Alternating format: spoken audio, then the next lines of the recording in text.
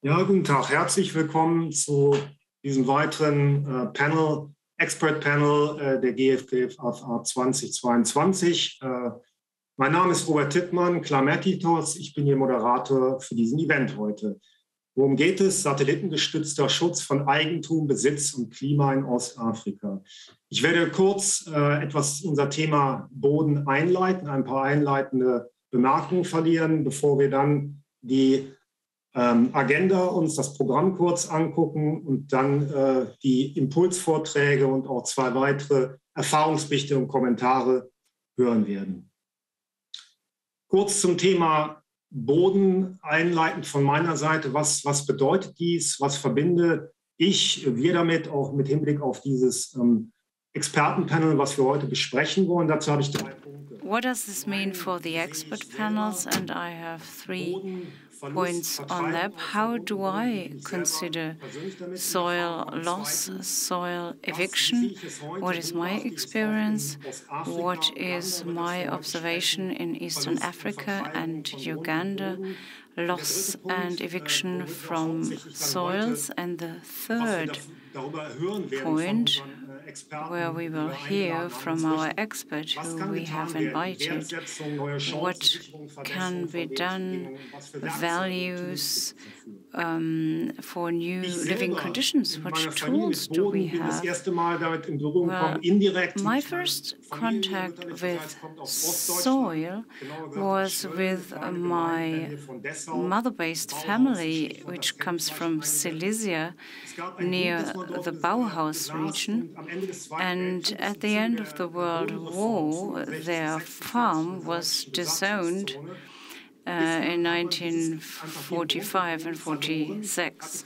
This land was lost. There was no livelihood left.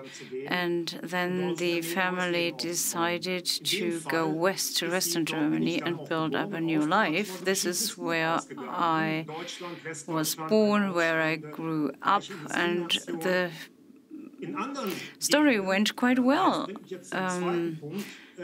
Because Germany is an industrialized nation, but in other countries this doesn't work out this well. And we will hear from examples that do not turn out this well. East Africa, Uganda, there is an increasing scarcity of resources in many countries, such as in Uganda. Arab, European and Chinese companies buy up land. They go on a shopping spree in Africa. And this leads to a situation where communities can no longer use their land as they want. People are evicted, or their production conditions, they can no longer decide about their own production conditions. First of all, I would like to say something about the methods and the context. And I will show you a website which is called a landing page, because this is the background of many of the points we will present you. The program is called Green East Africa. And you can see what this is about. This is the background of what we will just be hearing in a minute. What is this about? It's about new forms of cooperation between producers and buyers. It's about the structure of value-added chains. This has already been presented yesterday. Yesterday, the representative of the United Nations Convention on Desertification brought this up. It's a new value attached to soils, which has been lost by the local population by climate-smart cultivation measures. What are the tools in order to functionalize and accompany these projects? We would like to hear something about this today, and I will briefly show you the program of today.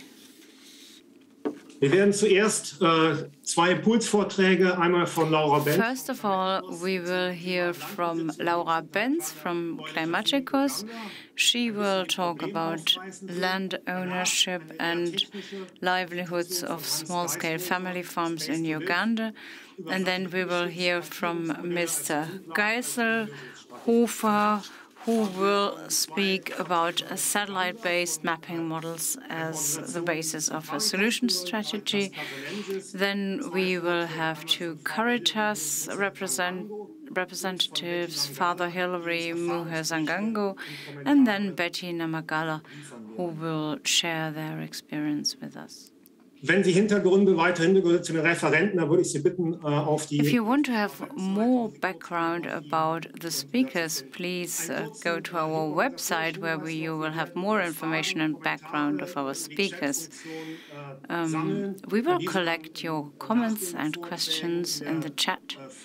And after this, we will have a Q&A session, and we will try to answer all of your questions. And I will then direct your questions to the speakers. I would now like to give the floor to Laura Benz, who will talk about land ownership and livelihood of small-scale families in Uganda. Laura, you have the floor. Thank you very much, Robert, for this introduction. I am quite happy to be part of the forum. And Genau. Wie Sie der Folie entnehmen können, würde ich eine kleine Einführung. As you can take from the transparency, I would like to say something by way of introduction about land ownership and livelihoods of small-scale families in Uganda. Last day, we had a survey in Uganda where we investigated how expropriations affect the livelihoods of farmers. So we interviewed experts, and we also had an analysis of the expropriation cases that have already occurred in Uganda. First of all, I would like to give you some background about the demographic development in Uganda, because in addition to a general increase in population, you can say that the majority of Ugandans lives in rural areas. And the graph shows that in Uganda, more than 80% of the total population are working in rural areas. Therefore, access to land is very important, and that there is a high level of independence on soil of farmers, because it is the basis of their livelihoods.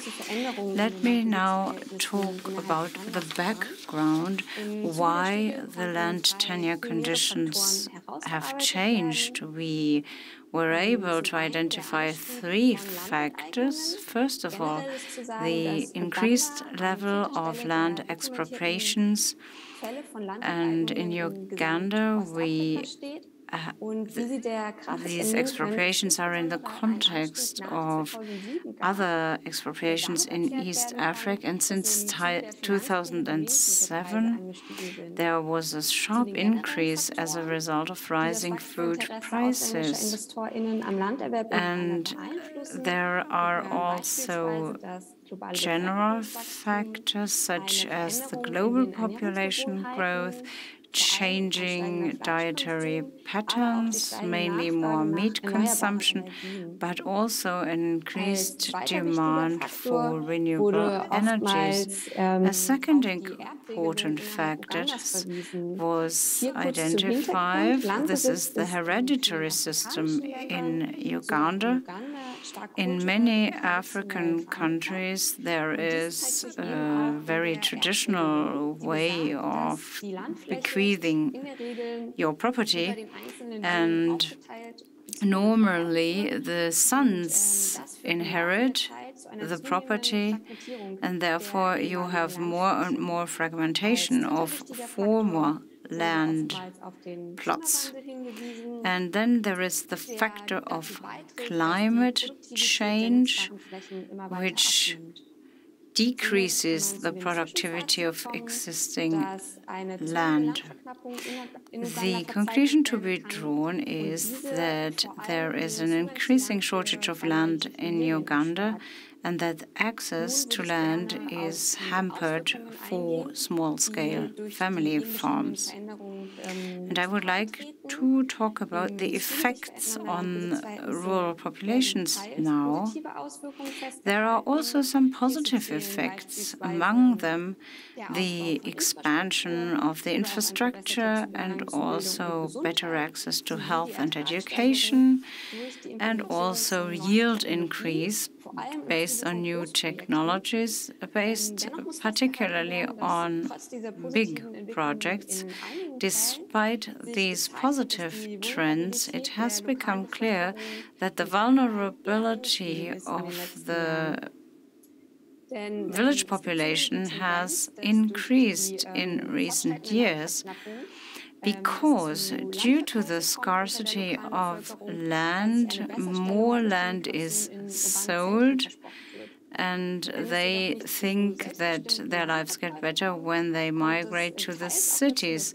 But in some cases where small-scale farmers do not want to sell their land, they are also displaced from their land. And because of the scarcity of land and the limited financial resources, in some cases it is not possible to find land of equal value which they can cultivate, and this means they become totally dependent, that they lose their independence, and therefore they work as day laborers, they migrate to the cities, which results in increased food insecurity. If you look at the graph here, you can see that the prevalence of moderate and severe food insecurity in Uganda has always been above 50% and has continued to increase. There are not only social repercussions, as just described, but there are also ecological effects, and we have them, for example, whenever there is deforestation or whenever wetlands are drained. In general, you can say that because of the changing ownership relations, there has been an increase in conflicts over land, and they are even exacerbated by the fact that in many cases no compensation is paid. To give you the background, small farmers in Uganda are often lessees, and after some time they are entitled to compensation. But these are often not paid, so there is a gap between the official legislation and the practice.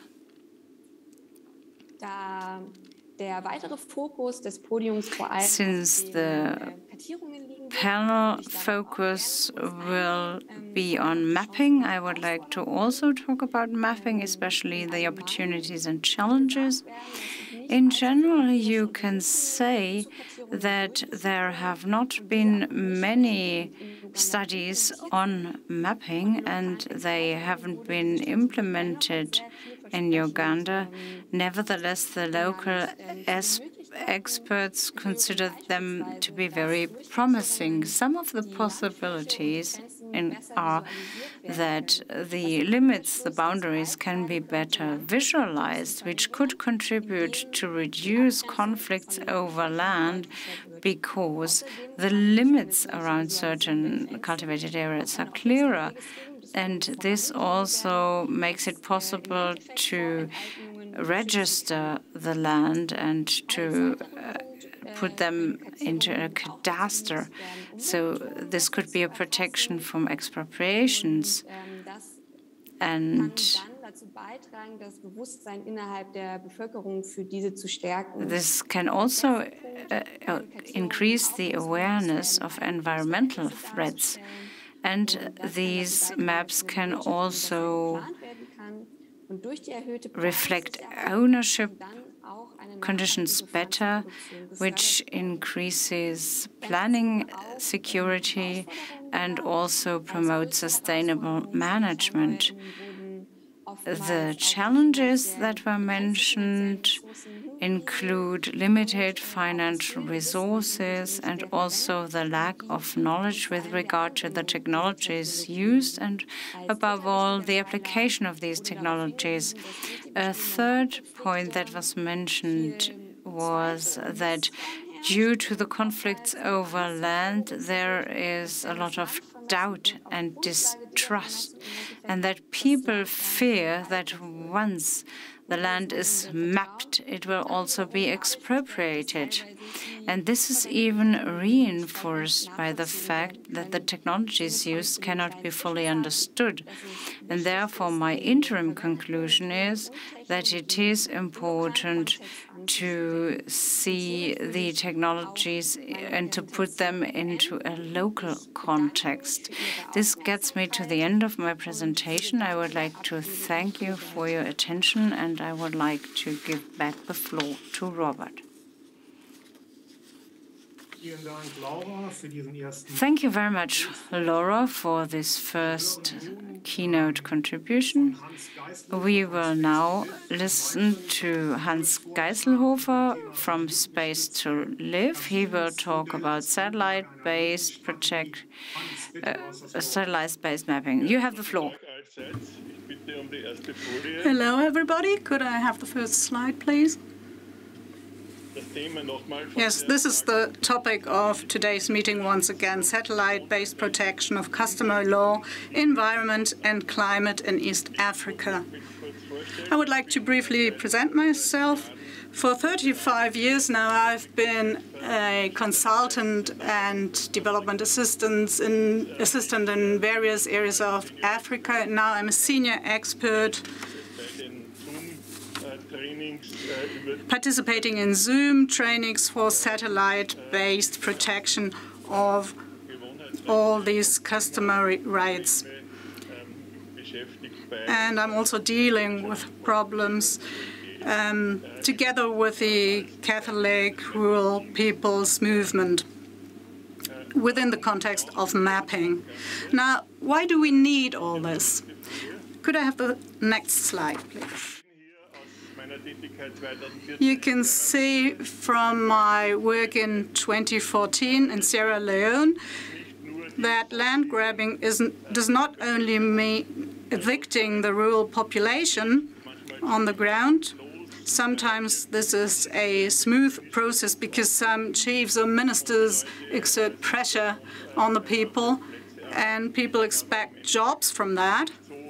However, this doesn't come about as it had been expected. You can see a sugarcane plantation, and in the past there used to be villages, and you can't see that anymore. And you can see that the soil is open now, no cover here, so the CO2 is blowing in the wind, if you like. Africa has been a target of investors since the financial and commodity crises. The state has withdrawn, which has been favored by many, and as a result of this, concessions have been granted to sell out the land. Whether this is legal or not so legal, Laura already talked about that in her presentation and pointed to the problems linked to that. And sugarcane plantations, as you can see here, for bioethanol, for instance, this used to be a major problem several years ago. They are not the right path to combat all these problems. Now the carbon footprint has also been increased due to local logging. Here you can see an example coming from Uganda from our mapping team. You can see an area of about 6 hectares within a forest, and the Google Earth picture shows you the forest as it used to be when the picture was taken, and one of our members of staff went there with a GPS. And below you can also see a photo of the logging activities. And you can see that all this happens quite fast and a lot of CO2 is released into the air then. This is monitoring as regards logging in Cabelo. This is near Lake Victoria, where we measured with simple means and mapped with simple means. The smartphone data are uploaded directly to Google Earth. Now, this could be a problem for possible carbon trading activity. The training and the monitoring of the environmental degradation or vice versa, afforestation, this would have to be done with a certification on the ground. Here you can see, for example, also a photo of the activities of ILD in Uganda. You can see charcoal briquettes which can improve the climate balance if you use that instead of firewood. This way, people in the villages can cook. And mechanization, light mechanization, can also protect soils. And light mechanization would be light tractors, for instance, which do not destroy the soils. And forest protection, afforestation are also carbon sinks. You can see a photo here, the protection of wetlands, because they can also capture a lot of carbon. Yes, as I said, smallholder farming is always climate neutral and socially compatible. Smallholders guarantee food security and carbon neutrality. Biodiversity instead of monocultures promote soil protection and captures also CO2. Village forests and above all thick hedges do make sense for a climate smart agroforestry sector. For instance, if you can't have trees right in the middle of your fields because this is not possible, you can have a field around that of about 100 meters around that, and you can plant trees with a distance of 1 to 2 meters from each other, and then you have almost as many trees as if you had them in the fields with a distance of 10 to 20 meters. So we need an exact calculation of areas. This brings us back to the mapping, and this would make farmers global players. Why would they turn into global players? Here, for instance, if you have a village here in Uganda, the name is Nansomba village. It's near Kampala.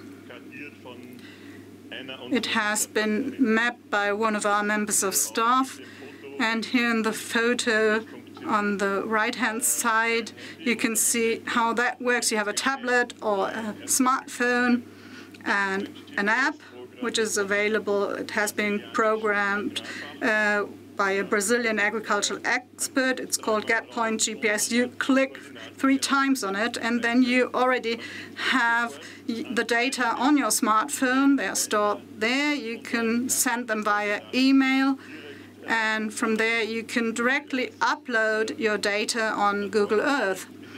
The advantage of this system is that smartphones can show satellite photos, can store satellite photos, imagery, and also drone pictures. And you only have an accuracy of 5 to 10 meters here, but this is enough for environmental protection. We don't want to build roads where you need an accuracy of 1.5 meters or even more.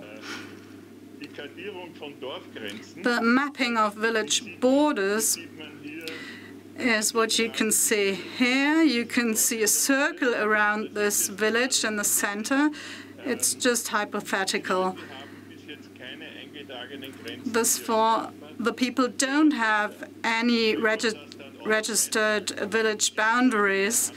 But if you can enter this in such a map, then you already have a means to reduce land grabbing, and maybe you can also prevent it then, because then land grabbers rather go to villages where people do not consciously plan their future. and then they can be ripped off more easily. So customary rights, they do exist. They also exist in Europe, on our continent, even if it has not been mapped yet. These customary rights can then be used by civil society, Caritas, the church, local village chiefs. They can confirm these rights, and if there's then a stamp on it, or if you have letters on this, then maybe this is not yet a land register, but we have to ask ourselves whether a land register, as we have it, makes sense there too. But you do have something which you can enter on the internet and so on. The next slide, please. And finally,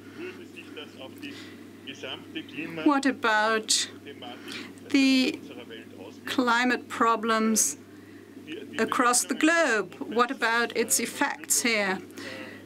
The Ulm professor and Club of Rome member, F.J. Rademacher, calculated that a reforestation of 5 million square kilometers, this is about the size of Australia, across the globe, would stop or could stop climate change in a few years' time.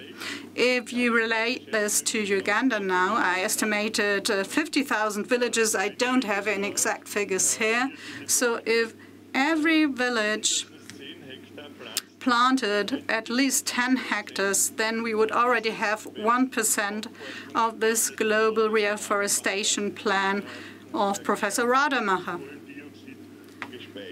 to store CO2.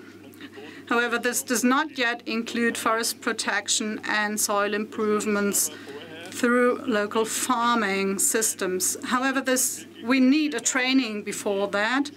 We need to map this exactly. We need to measure it, calculate it, and certify it exactly, because we have 50,000 villages. We can only do this on the ground. We can't send out a consultancy business everywhere there. And we have done all this with Zoom only without any air traffic, so we improved our air traffic footprint here, but it also uses up a lot of mental energy on both sides to get this across. Thanks a lot for your attention. Thank you, Hans, for this contribution. And I would like to listen to the presentation by Father Hilary on what we have seen so far and the subject matter at hand. Dear viewers, good afternoon. I'm called Father Hilary Mhezangango. I am the Director of Caritas, Casanalwero Diocese, also referred to as Caritas Casamensis. I'm happy to be part of the team, the panel members presenting today, as we discuss on land use and management. Now, let me go to our slide for the presentation. The concept of land in Africa.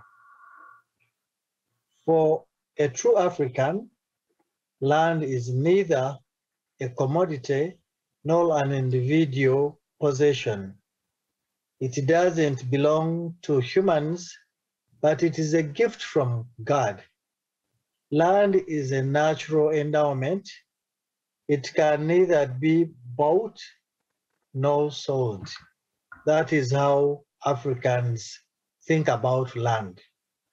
In Africa, land tenure was not based on ownership, but on use and access.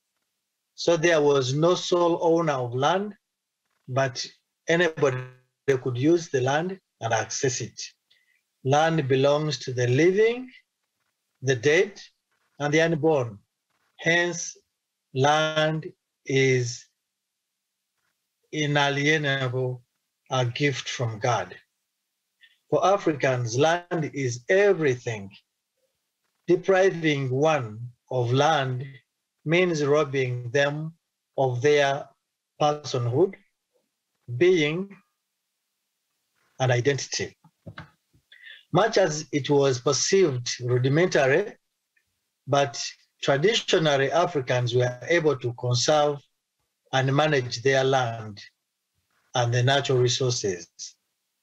Africans, and particularly Ugandans, had for long protected their land and the natural resources through maintaining that in Africa, everything must be communal. Individualism had no place in the society. Ancestry was very important in protecting land, and whoever tampered with the natural environment was threatened by bad omen. And so no one would tamper with either land or natural resources. This way, the natural forests, the water resources, and the land were used but never depleted. Modernization and industrialization of Africa are a threat to Africans. The advent of colonization of Africa that took place between 1800s and 1960s brought with it a new outlook on African land after developing it from the European property rights traced back to the 15 Magna Carta, which served to protect privileges and rights. It was after commoditization of land that Africans started to witness murder, genocide, destruction of existing knowledge, and large-scale dispossession of indigenous occupancy. The new scramble for Africa has come with seemingly a better strategy that will lead some African countries like Uganda to a middle income level, but is likely to leave the indigenous Ugandan impoverished. The Asian tigers, China, USA, and some European countries have camouflaged as countries that are helping African countries to improve their economic standards. But behind the curtains, some countries are staging a takeover of Africa. In Uganda, for example, people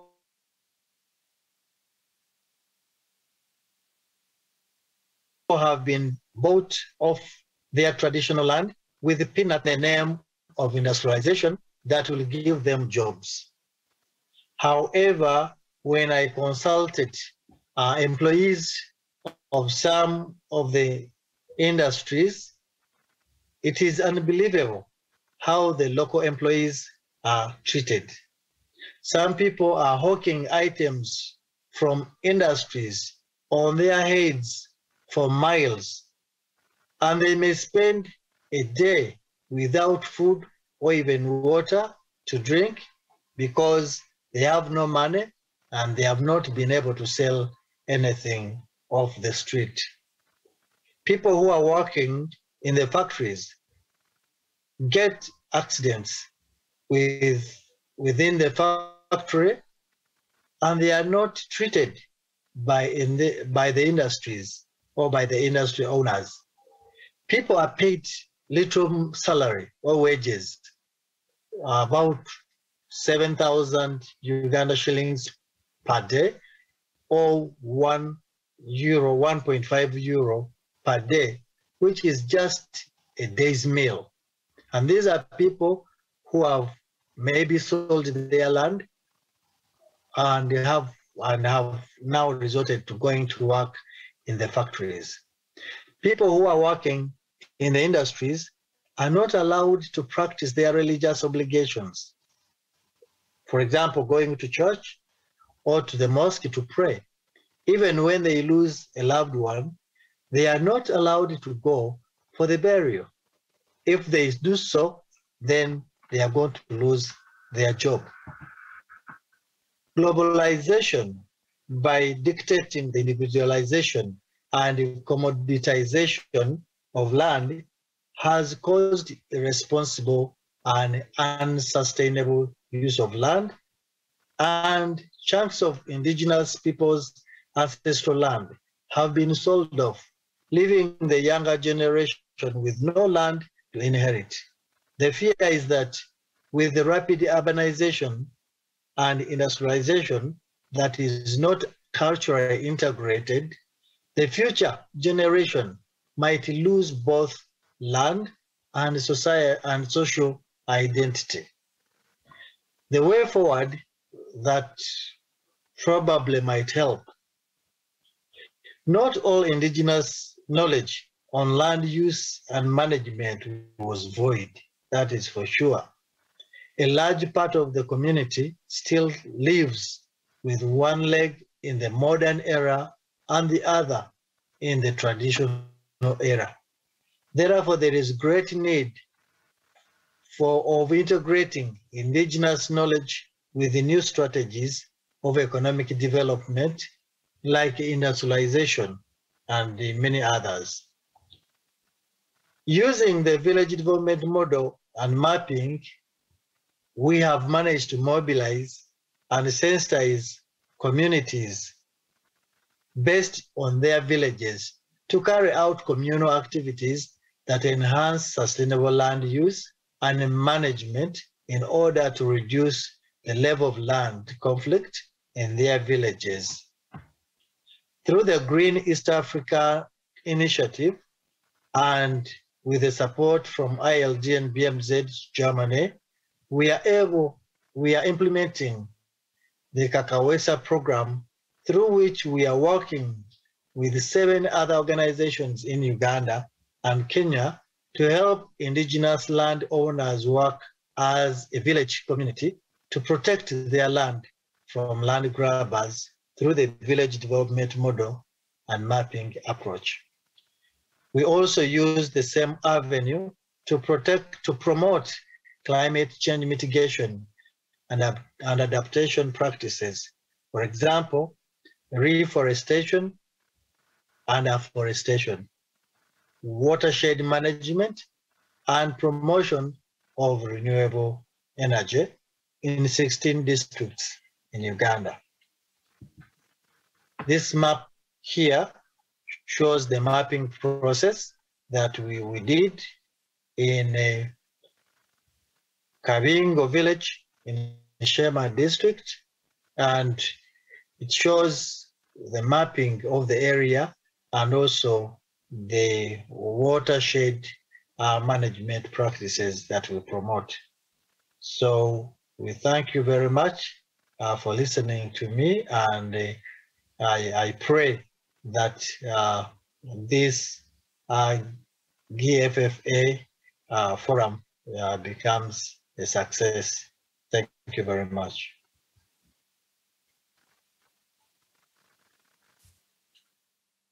We thank Father Hilary for these interesting insights. And without further ado, I would like to invite Betty Namagala, also from Caritas Casanensis, to share her views and comments with us. Betty, you have the floor, please. Okay, thank you so much. Good afternoon, everyone. I'm Betty Namagala. I'm from Uganda, and I'm working with the Caritas Casanensis, Luero. And I'm very happy to be part of this today's conference. And I would like to share with you what we are doing in Uganda and in Caritas. So we are looking at enhancing smallholder farmers' capacities to use their land sustainably for development. And we are having a case study, and basically this case study is a land rights issue. I would like again to share with you the land tenure system in Uganda. And as Caritas Casanensis, we are working with local leaders to ensure that we protect our target members. And this is based on our Constitution of Uganda, which was developed in 1995, which is looking at every person to have a right to own a property, either individually and or in association with others. So we have the land tenure system in Uganda, we have the freehold, then we have mile land, and these two, they are owned by individuals. Then we have lease. This one you can pay for a period of time and then you let it be owned by another person. Then we also have customary land, which is owned by families. So in Uganda, we are facing land disputes and conflicts, and it is becoming rampant, and it has an effect on the food security. So we are facing food insecurity. We are having poor basic services and health. We have those ones who are evicted. They are lacking safety and social networks. There is an accessibility to public services, then poor adaptive capacities to climate change effects, then lack of security to access credit fund, and sometimes death. In the photo here, you see that the houses were demolished and those people who were living there could not have anywhere to live and to stay. So as Caritas, we are having some interventions, and one of them, with the support from ILD Germany, were able to establish a Sustainable Land Use and Management Office, and which is handling issues to do with equitable access to land use. Then there is advocacy for equity and justice. Then we also look at advisory services for land use and development, then good governance and succession planning, and we also do the geomapping. Secondly, we train community-based paralegals, and these ones were trained in land rights, women's rights, and children's rights. And their roles is to sensitize the community members on land issues and also coordinate and link the smallholder farmers to our office. That is our referral system. So I'm going to share with you this case study.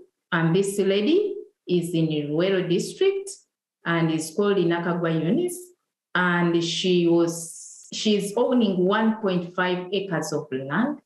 And her landlord wanted to sell her piece of land to another investor, and he wasn't given a fair compensation. So when we learned about it, then we had to look into what we can do because it was violating her rights. So as Caritas, we went ahead to engage local leaders and district leaders. And as you see, we went to the village.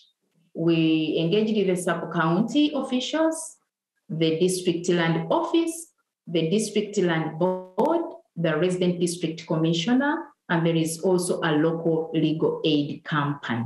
All these offices are duty bearers, and their primary role is to sensitize the communities in land issues, and then also look at the mechanisms of resolving conflicts related to land. So as a success, this was started in 2019, and then it was completed in 2021. So Nakagwa was able to retain her land, and she's doing some vegetable production on that piece of land, and she's a very happy lady.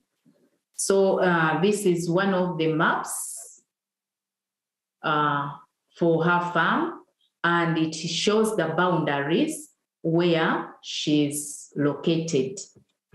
Then, however, although we have success, but we also have challenges.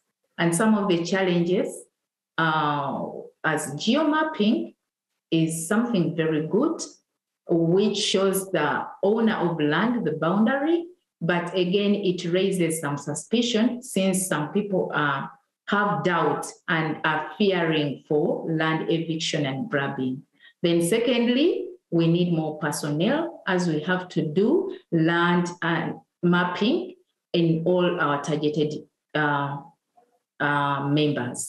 Then also we need a modern satellite tool for land mapping.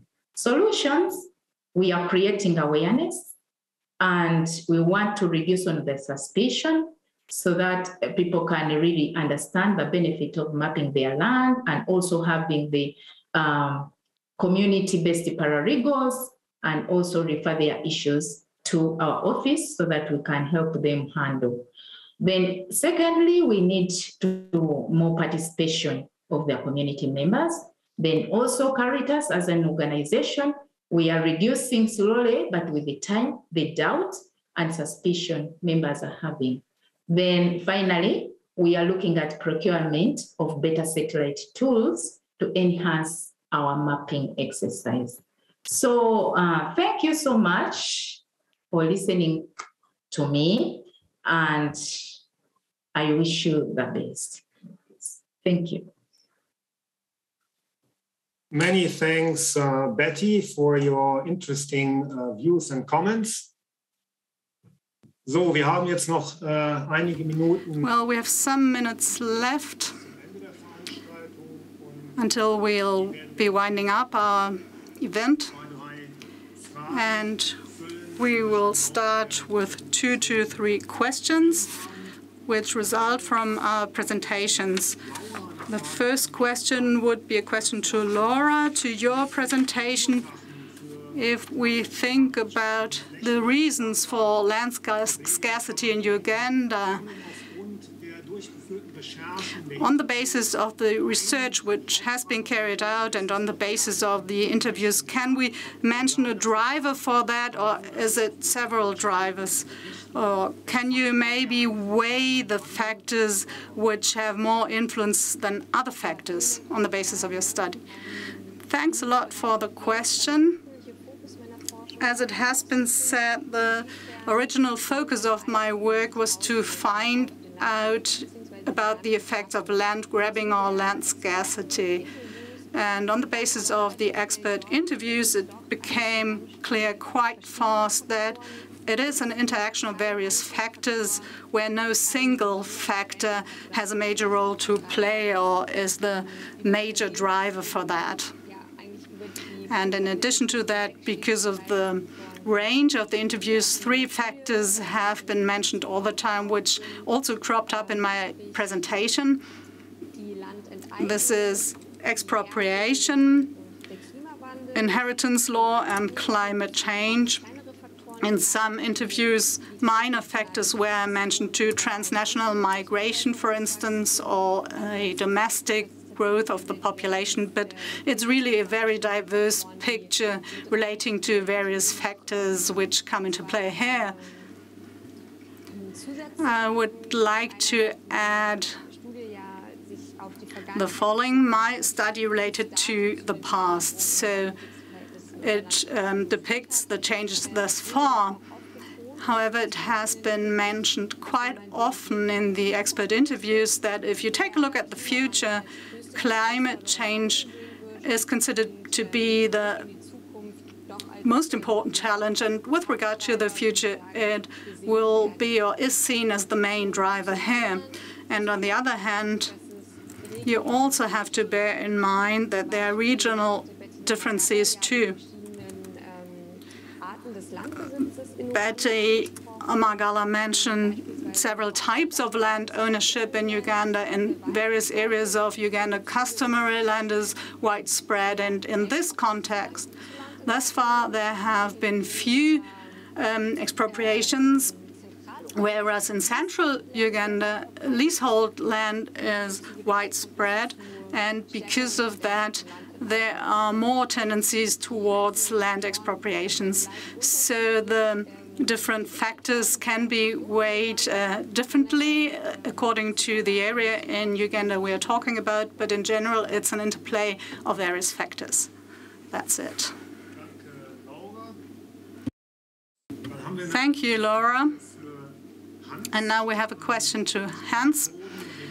As regards the methods and tools, satellite tools, Hans, as regards your experience and your cooperation with the colleagues in Uganda, what is lacking, what needs to be done to enable your counterparts in Uganda to make use of these satellite-based systems with remote sensing? How can you make use of that within the framework of reporting, maybe also as regards presentations and meetings?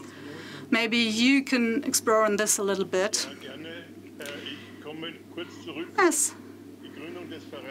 No problem. I come back to the foundation of the association Space to Live, and I work for this association and for ILD. 10 years ago, I worked for Miseria. I made presentations against land grabbing and relating to climate change. It was very complicated at the time. There were very expensive, heavy satellite devices. We didn't have Google Earth imagery at the time, which are very exact.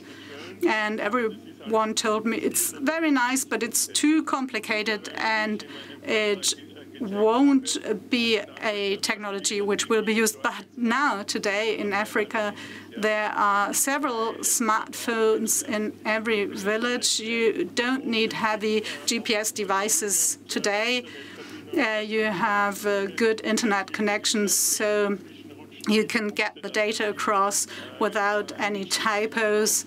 You can send them to the office, and you can then create the maps in the offices. And at the moment, I'm also dealing with drone imagery.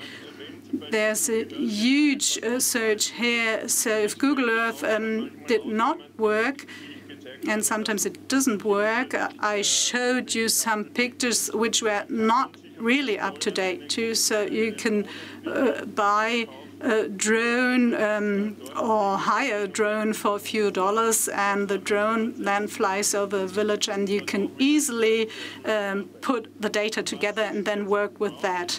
What we need now is surely not technology, but it's awareness raising. So sensitizing people at all levels, and you also need to see the pride in some villages, in some NGOs, and so on. We don't rely on a business coming with consultancy experts with some maps. Everything has been signed already that people will be evicted, but we will work from Europe together with the African partners in order to create a reality here. As long as a village has not been mapped, it's easier to expropriate it, and the vice versa. It's not a guarantee, but it's much more difficult with lawyers and journalists and so on if you have mapped a village. So land grabbing can be restricted this way. It can't be stopped maybe, but restricted, and we can use it as an argument. Africa can help us to stop global climate change, and this is what I tried to present, and we are not aware yet of this in Europe. A lot is being discussed about electrical cars and small power stations and so on. I don't want to dwell on this, but if you take a look at the potential in Africa, this would cost much less if you mapped these 50,000 villages in Uganda, for instance, and train the people on the ground. This is the major issue. We've got two other questions that have been coming in. One reads, one is directed to Laura, and the other is directed to Father Hillary.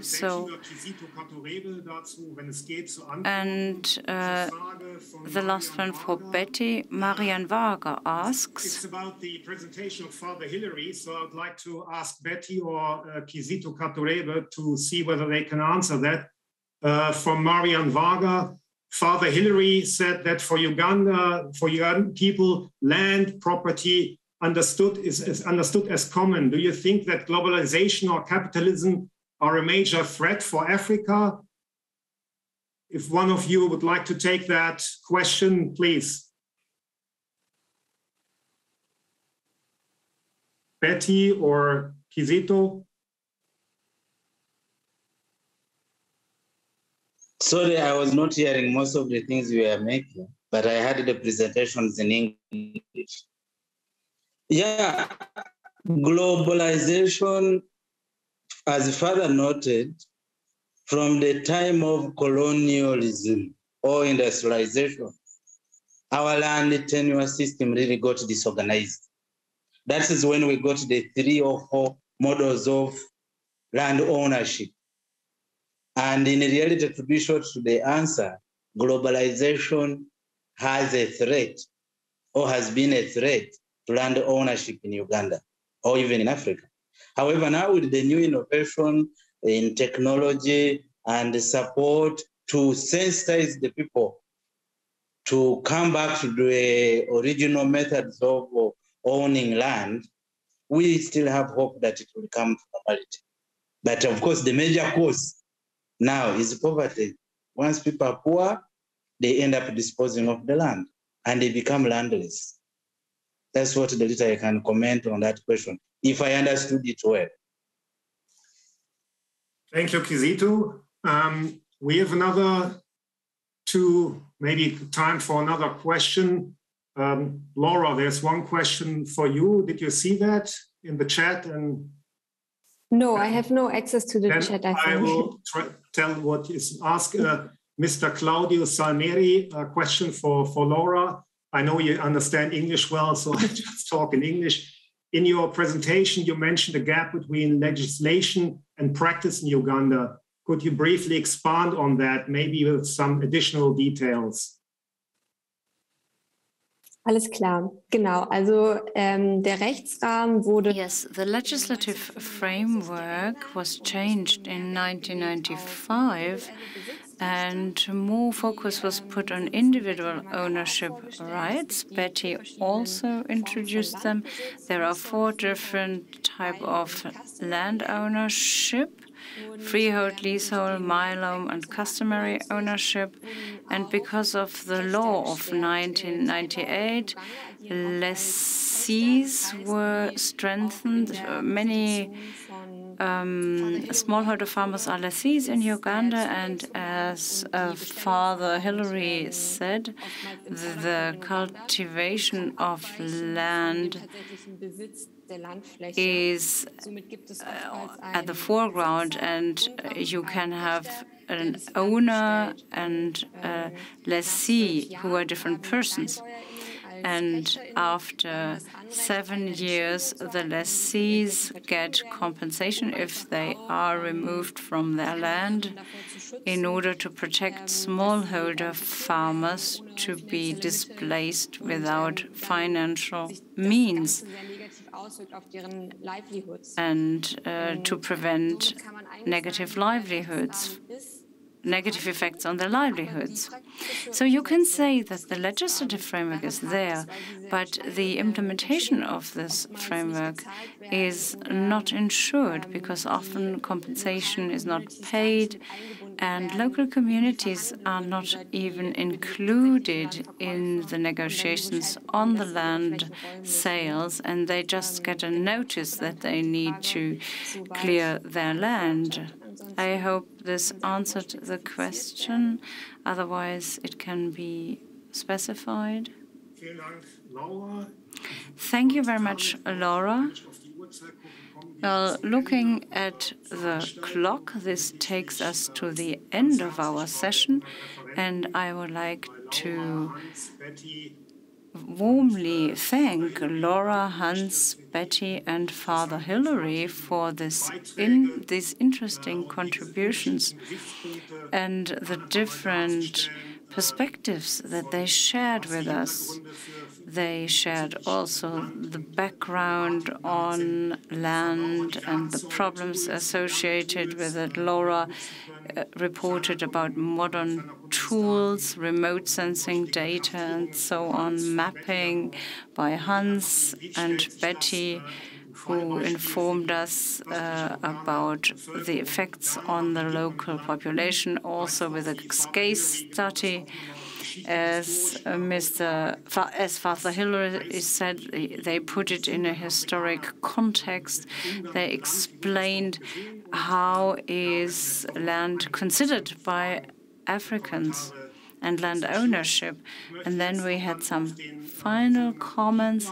I would now like to focus your attention on the so-called deep dive, where all the speakers and myself are available to you to speak in more detail about the topics.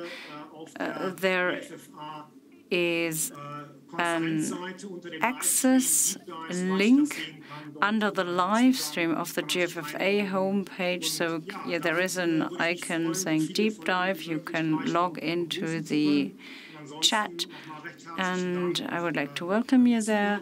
And now I would like to thank all listeners, and I wish all of you a successful GFFA. Goodbye.